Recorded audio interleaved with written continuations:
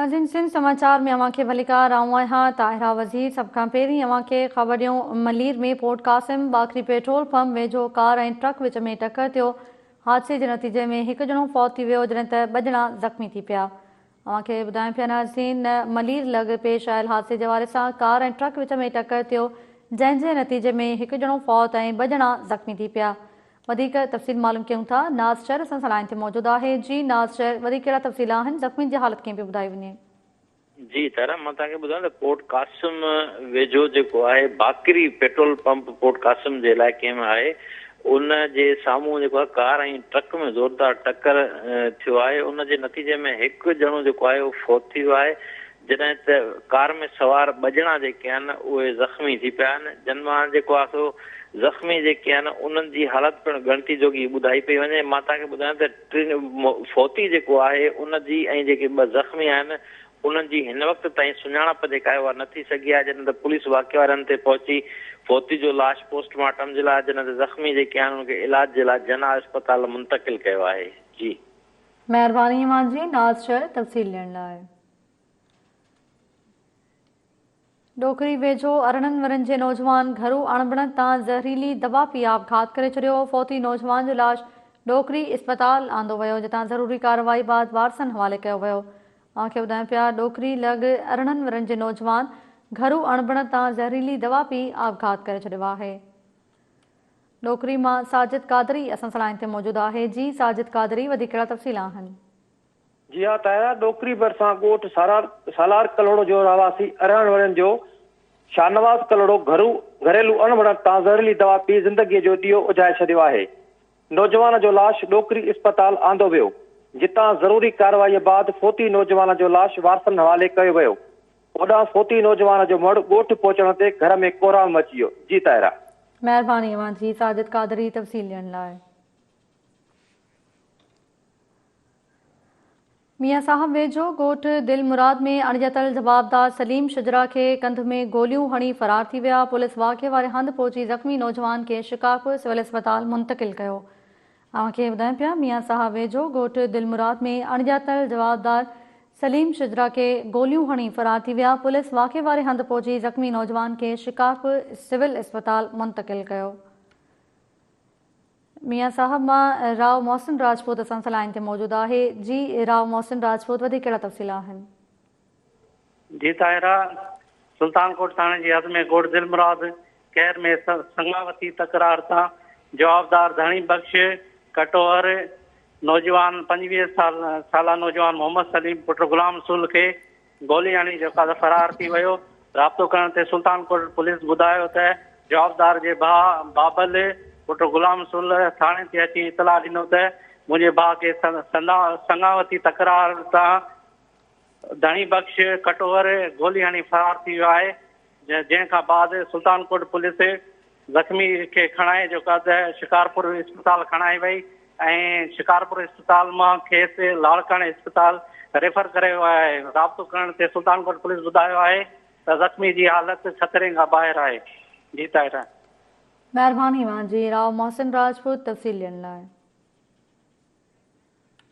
जैकबाबाद में मौलादत थाणे जी हद ॻोठ सांगरो में बिरोही ऐं सियांच बिरादरी जी 2 धुरनि में ॿारनि जी ॻाल्हि तां झेड़ो थी पियो। झेड़े दौरान लठियूं ऐं सिरोटा लॻण जे नतीजे में 5 औरतुनि समेत 15 ॼणा ज़ख़्मी थी पिया, जिन खे इस्पताल दाख़िल करायो वियो। तव्हांखे ॿुधायूं पिया, जैकबाबाद मां मौलादात थाणे जी हद ॻोठ सांगरो में बिरोही ऐं सियांच बिरादरी जी 2 धुरनि विच में ॿारनि जी ॻाल्हि तां झेड़ो थियो, जंहिं दौरान लठियूं ऐं सिरोटा लॻण जे नतीजे में 5 औरतुनि समेत 15 ॼणा ज़ख़्मी थी पिया। वधीक तफ़सील मालूम कयूं था। अब्दुल गनी खोसो असां सां लाइन ते मौजूदु आहे। जी अब्दुल गनी खोसो, कहिड़ा तफ़सील आहिनि? जी तारा, जैकाबाद जे मौलादा थाणे हद ॻोठ सांगरो में बिरोही ऐं सियांच बिरादरी जे 2 धुरनि में मामूली ॻाल्हि तां ॿारनि जी मामूली ॻाल्हि तां जोड़ो थी पियो आहे, जंहिंजे नतीजे में 5 औरतुनि समेत 5 औरतुनि मुस्मात अमीरा, गुल बीबी, इनायत मरियम सोनी समेत 15 ॼणा सख़्तु ज़ख़्मी थी पिया आहिनि। जंहिं वाक़िए वारे हंधि पुलिस पहुची करे ज़ख़्मीनि खे जेको आहे सिविल अस्पताल मुंतक़िल कयो, जॾहिं त उन्हनि खे उते तबी इमदाद ॾिनी वई। इन हवाले सां मौलादा पुलिस जो चवणो त बिरोही ऐं सियांच बिरादरी 2 धुरनि में ॿारनि जे मामूली ॻाल्हि तां जोड़ो थी वियो, जंहिंमें 5 औरतुनि समेत 15 ॼणा ज़ख़्मी थी पिया आहिनि। 2 धुरनि खे मेडिकल ॾेई करे सिविल अस्पताल जैकाबाद मुंतक़िल कयो आहे, जॾहिं त मेडिकल अचण खां पोइ वाक़िए जो केस दाख़िल कयो वेंदो। जी महिरबानी जी अब्दुल गनी खोसो तफ़सील ॾियण लाइ। नाज़रीन, दादू में गुरहारी हिरणी जो शिकार करण ते केस दाख़िल थियण बाद झंगली जीवत खाते जी टीम पारां कार्रवाई कई वई, जिन दौरान हिकु ॼणे खे गिरफ़्तार भी कयो वियो। गुज़िरियल ॾींहुं हिरणी जो शिकार करण ते वाक़े जो केस 25 ॼणनि ख़िलाफ़ दाख़िल कयो वियो हो। तव्हांखे ॿुधायूं पिया, दादू लॻ गुरहारी हिरणी जो शिकार करण ते केस दाख़िल थियण बाद झंगली जीवत खाते पारां अॼु कार्रवाई कई वई आहे, जंहिं दौरान हिकु ॼणे खे गिरफ़्तार भी कयो वियो आहे। गुज़िरियल ॾींहुं हिरणी जो शिकार करण ते वाक़े जो केस 25 ॼणनि ख़िलाफ़ दाख़िल कयो वियो हो। डिगड़ी पुलिस सिरनि जे भठे ते छापो हणी 18 पोरियतनि खे बाज़ियाब कराए वरितो। बाज़ियाब करायलनि में 8 ॿार ऐं 4 औरतूं भी शामिल आहिनि। तव्हांखे ॿुधायूं पिया, डिगड़ी पुलिस सिरनि जे भठे ते छापो हणी 18 पोरियतनि खे बाज़ियाब करायो।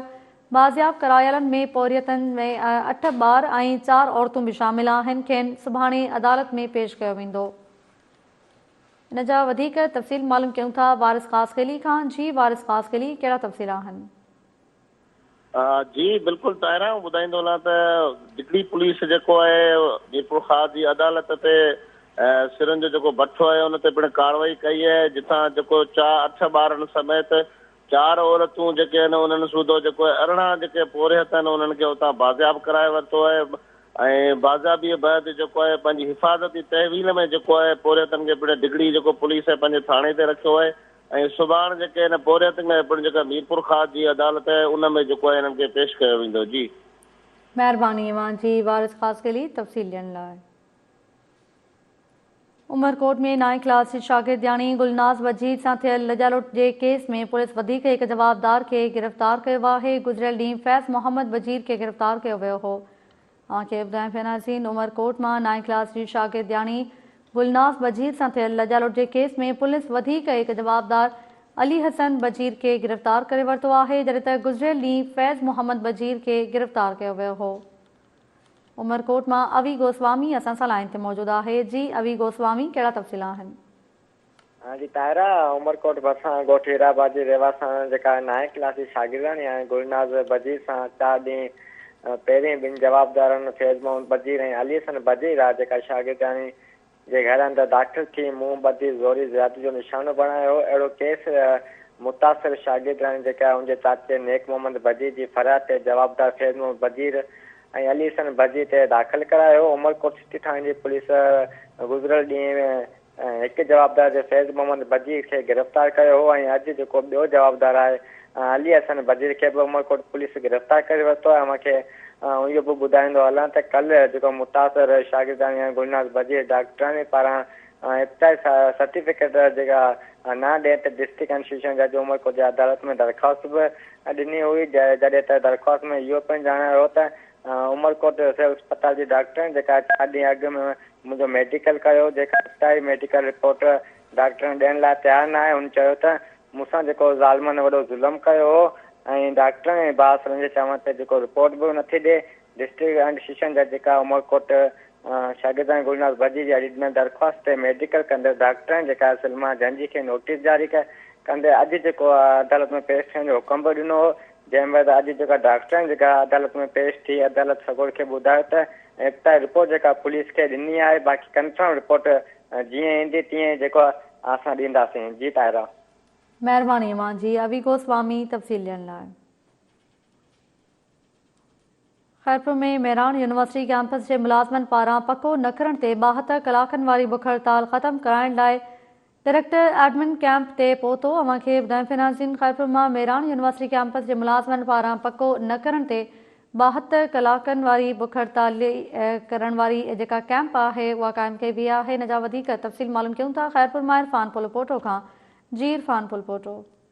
जी मेरान यूनिवर्सिटी खैरपुर कैंपस जे कचनि मुलाज़मनि पारां मुस्तक़िल न करण वारे अमल ख़िलाफ़ सेशन कोर्ट रोड आॾो शुरू कयल 72 कलाकनि वारी बुख हड़ताल 3 ॾींहं जारी रखी वई।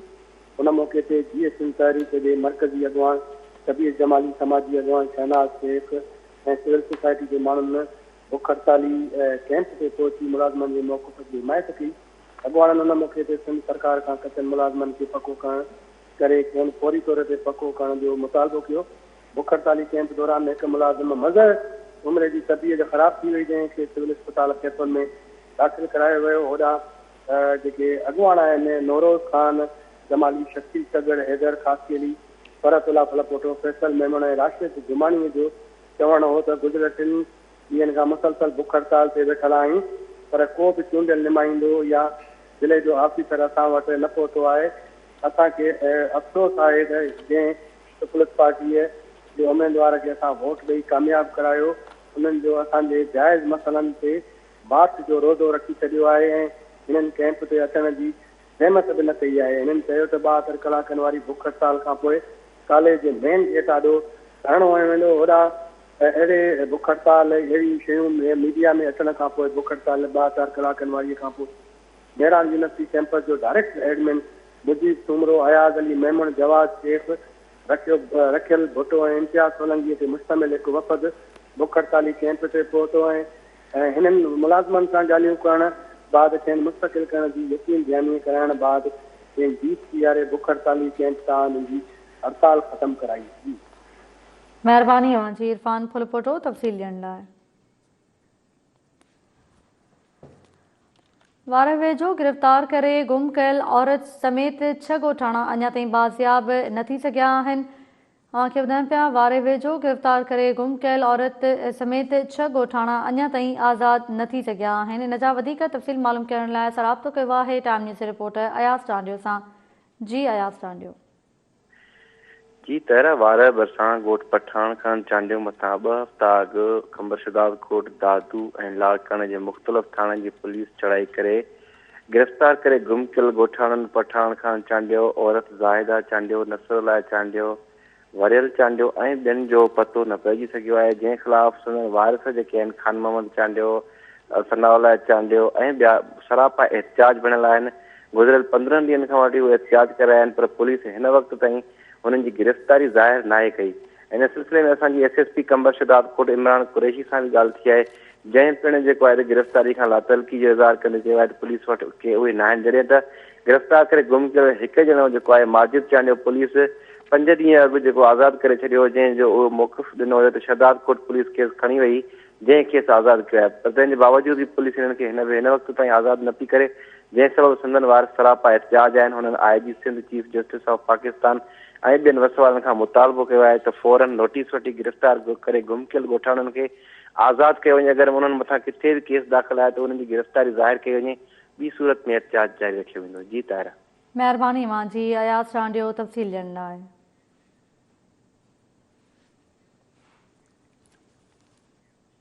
रानीपुर भरिसां देह दराज़ा जे ॻोठ अब्दुल मजीद चांडियो जे रहवासियुनि पारां ॻोठ खे इम्कानी ड्राहिण वारे अमल ख़िलाफ़ एहतिजाजी मुज़ाहिरो कयो वियो।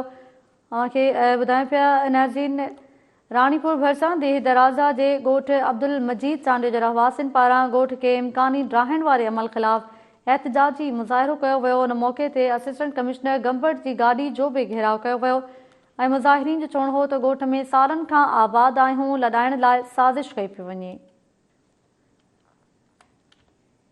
नवाबशाह में सरहाड़ी जे ॻोठ साईंदाद खोखर जे रहवासियुनि पारां मर्दनि औरतुनि ऐं मासूम ॿारनि तरफ़ां एहतिजाजी मुज़ाहिरो कयो वियो। तव्हांखे ॿुधायूं पिया नवाबशाह मां जिते सरहाड़ी जे ॻोठ साईंदाद खोखर जे रहवासियुनि एहतिजाजी मुज़ाहिरो कयो, उन मौक़े ते मुज़ाहिरीन चयो त इलाइक़े जे बास वॾेरे जीअण जंजाल करे छॾियो आहे, संदसि ख़िलाफ़ क़दम खयो वञे। नवाबशाह मां अयाज़ डायरी असां सां लाइन ते मौजूदु आहे। जी अयाज़ डायरी, कहिड़ा तफ़सील आहिनि? जी तारा, मां तव्हांखे ॿुधाईंदो हलां त सरहड़ी जे ॻोठ साईंदाद खोखर जे रहवासियुनि पारां मर्दनि औरतुनि मासूम ॿारनि जेको आहे सो ख़ुदाबश खोखर, अलीजान खोखर, मिसमाद मूमल, ज़ोहरा वज़ीरा, इन्हनि जेको आहे सो हिते जेका तरक़ी पसंद लेडीज़ विंग जी जेका अॻुवान आहे अनीला रफ़ीक मला ऐं रफ़ीक मला ऐं जेके ॿिया उन्हनि सां गॾु हिते प्रेस क्लब ॿाहिरां इन्हनि अॼु चोथे ॾींहुं जेको आहे सो हिकु बास जेको वधेरो आहे उन ज़ुल्मनि ख़िलाफ़ नवाबशाह एहतिजाजी मुज़ाहिरो कयो आहे। मां तव्हांखे ॿुधायां हिननि इहो दायो आहे त असांजे ॻोठ खे सरकारी जेको आहे ॻोठ आहे 40 साल पुराणो आहे, जंहिंमें 40 खां मथे घर आहिनि, लेकिन इलाइक़े जो जेको बासर वधेरो आहे गुलहसन उर्फ़ गुलू खोखर पंहिंजे साथी हनीफ़ खोखर ऐं ॿियनि साथियुनि सां गॾु असांखे ॻोठ ख़ाली करण लाइ मुख़्तलिफ़ जेको आहे सो तरीक़नि सां असांखे धमकाए थो, लाकेट लांचनि सां हमिलो करण जूं धमकियूं ॾिए थो। हिननि चयो त जवाबदार ॾोहारी क़िस्म जा माण्हू आहिनि, असांजे ॻोठ ते कब्ज़ो करे उते ॾोहारियुनि जी पाथारी खोलणु चाहिनि था। हिननि चयो त असां जवाबदारनि ख़िलाफ़ पुलिस वटि शिकायत कई आहे, लेकिन पुलिस जवाबदारनि खिलाफ़ का बि कार्रवाई नथी करे।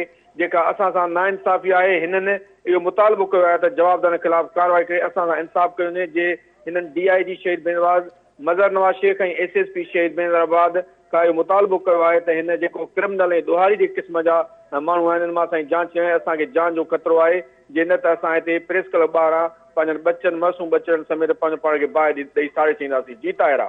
महिरबानी अमां जी अयास लाहिरी तफ़सील ॾियण लाइ। नाज़रीन, तव्हांखे ॿुधायूं गंबट में वापारी आशिक मंगी खे गारगंद करण वारे अमल ख़िलाफ़ अंजुमन ताजरान पारां एहतजाजी मुज़ाहिरो कयो वियो। तव्हांखे ॿुधायूं पिया गंबट मां जिते वापारी खे गारगंद करण वारे अमल ख़िलाफ़ अंजुमन ताजरान पारां एहतजाजी मुज़ाहिरो कयो वियो। मुज़ाहिरीन चयो त जवाबदार सीमेंट जा पैसा घुरण तां मौतमार धमकियूं ॾिनियूं, खेसि गिरफ़्तार कयो वञे। गंबट मां हफ़ीज़ मंगी असां सां लाइन ते मौजूदु आहे। जी हफ़ीज़ मंगी, वधीक कहिड़ा तफ़सील आहिनि? जी, गंबट में बासर पारां वापारी आशिक हुसैन मंगी पारां कर्ज़ा जेके आहिनि उहे पैसा घुरण तां उनखे गारगंद ऐं मौतमार धमकियूं ॾिनियूं आहिनि। बासर जे अहिड़े अमल ख़िलाफ़ अंजुमन ताजरान जेके वापारी बिरादरी हुई, उन्हनि प्रेस क्लब आॾो धरणो हयो ऐं एहतजाज कयो आहे। ऐं जंहिं बाद जेका गंबट पुलिस आहे उन जेका हरकत में अची वई ऐं जेको बासर हुयो गुलण सतो उनखे गंबट पुलिस पिणु जेको आहे उहो एहतजाज खां पोइ गिरफ़्तार करे वरितो आहे। जॾहिं त जेको वापारी हो आशिक मंगी, उनजो चवणु आहे त जेको बासर हुयो गुलण सतो उन 2,01,000 रुपए जेको हुयो उहो सीमेंट वरितो हुयो। काफ़ी भेरा जेको आहे उनखां पैसा घुरण लाइ वेंदो हुयुसि त हू वापसि मोटाए छॾींदो। अॼु जॾहिं हुनजे घर पैसा घुरण लाइ वियुसि त हुन गारगंद कई ऐं मौतमार जेके आहिनि उहे धमकियूं ॾिनियूं। जंहिंजे अहिड़े अमल ख़िलाफ़ जेको आहे उहो सख़्तु एहतजाज कयो आहे। जॾहिं त गंबट पुलिस हिन वक़्तु जेको आहे उनखे गिरफ़्तार करे वरितो आहे। वापारनि इहो मुतालबो कयो आहे त जेको बासर आहे उन ख़िलाफ़ जेको आहे केस दाख़िल करे असांखे तहफ़ुज़ ॾिनो वञे। जी महिरबानी मां जी हफ़ीज़ मंगी तफ़सील ॾियण लाइ। मेरापुर वासियुनि पीरसन औरत घर भातियुनि समेत बिरादरी जे बासर माण्हुनि जे ज़ियातनि ख़िलाफ़ एहतजाज कयो। पीरसन औरत जो चवणो हो त जवाबदार धीउ खे अगवा करण जी कोशिश करे रहिया आहिनि, जवाबदारनि ख़िलाफ़ क़दम खयां वञनि। मेरापुर मां मोहसिन मला असां सां लाइन ते मौजूदु आहे। जी मोहसिन मला, वधीक कहिड़ा तफ़सील आहिनि? जी बिल्कुलु तारा, मां इहो ॿुधाईंदो रहां त मेरापुर शहर जे वार्ड नंबर 11 जी रवासण पीरसन औरत गुलाम सुगरा लुंड पारां पंहिंजे कुटुंब समेत प्रेस क्लब पहुची बिरादरी जे बासरनि जी ज़ियादतियुनि ख़िलाफ़ एहतजाजी मुज़ाहिरो कंदे साफ़ आॾो दाईंदे चयो त मुंहिंजो पुटु साजिद लुंड जेको कुझु साल अॻु वफ़ात करे वियो हो, उन बाद संदसि घरवारी मासूम निंगरी अलीज़ा खे असां वटि छॾे पाण वञी ॿी शादी कई। उन ॾींहं खां वठी असां पंहिंजी पोटीअ जी परवरिश कंदा पिया अचूं ऐं हाणे कुझु ॾींहंनि खां वठी मुसलसल निंगरी अलीज़ा जो नानो गुलाम हुसैन लुंड ऐं तनवीर, तारिक, सादिक, रज़ाक समेत तैमूर लुंड निंगरीअ खे अगवा करण जी कोशिश करे रहिया आहिनि। अहिड़ो इतलाह असां मेरापुर पुलिस खे पिणु ॾिनो आहे, लेकिन हू असांखे धिका ॾेई वापसि मोटाए छॾनि था, जंहिं सबबु असां निंगरीअ खे घर खां ॿाहिरि कढणु ऐं स्कूल वञण खां रोके छॾियो आहे। उन करे संदसि तालीम पिणु सख़्तु मुतासिर थी रही आहे। हू ॾोहारी क़िस्म जा माण्हू आहिनि। असांखे ख़दशो आहे त हू निंगरीअ खे अगवा करे विकिरो करे छॾींदा ऐं असांखे जानी ऐं माली नुक़सान रसाए सघंदा। हुननि DIG शहीद बेनज़ीर आबाद ऐं SSP नौशरफ फिरोज़ खां पुरज़ोर मुतालबो कयो त बासर गुलाम हुसैन लुंड ऐं संदसि पुटनि ख़िलाफ़ सख़्तु कानूनी कार्रवाई करे असांखे तहफ़ुज़ ऐं इंसाफ़ फराहम कयो वञे। ॿी सूरत में एहतजाज इदारो वधायो वेंदो। जी तारा। महिरबानी अवां जी मोहसिन मला तफ़सील ॾियण लाइ। हैदराबाद में ज़िले इंतज़ामिया पारां कोरोना SOPs ते सख़्ती सां अमल कराइण जो फ़ैसिलो कयो वियो आहे। इन सिलसिले में लतीफ़ाबाद में असिस्टेंट कमिश्नर पारां मुख़्तलिफ़ बाज़ारुनि ऐं चौकनि ते गाॾियुनि में लाउड स्पीकर ज़रिए पड़ा ॾियण वारो अमल बि शुरू कयो वियो आहे। हैदराबाद मां इम्तियाज़ खोसो असां सां लाइन ते मौजूदु आहे। जी इम्तियाज़ खोसो। हैदराबाद में SOPs ते अमल कराइण लाइ काल डिप्टी कमिश्नर हैदराबाद फवाद गफ़ार सूमरो जी सदारत में इजलास थियो। इजलास में हैदराबाद ज़िले जा जेके चारई असिस्टेंट कमिश्नर्स आहिनि, असिस्टेंट कमिश्नर लतीफ़ाबाद इश्तियाक अमन मुंगी, सिटी वारो जेको असिस्टेंट कमिश्नर आहे इब्राहिम अरबाब ऐं कासिमाबाद जो असिस्टेंट कमिश्नर आहे गदा हुसैन सूमरो ॿाहिराड़ी वारी जेका असिस्टेंट कमिश्नर आहे कंदील फातिमा उन्हनि सभिनी खे हिननि SOP ते अमल कराइण लाइ पाबंद बणायो हो। उन सिलसिले में अॼु असिस्टेंट कमिश्नर लतीफ़ाबाद में मुख़्तलिफ़ गाॾियुनि ज़रिए हुते लाउड स्पीक करण ज़रिए पड़ा घुमाया आहिनि माण्हुनि में जागरूकता पैदा करण लाइ। उनमें चयो वियो आहे माण्हुनि खे तूं बिना मास्क जे घरनि खां ॿाहिरि न निकिरनि। गॾोगॾु जेके माण्हू हुजूम करे बीहनि था उहे बि हुजूम खां पाछो कनि।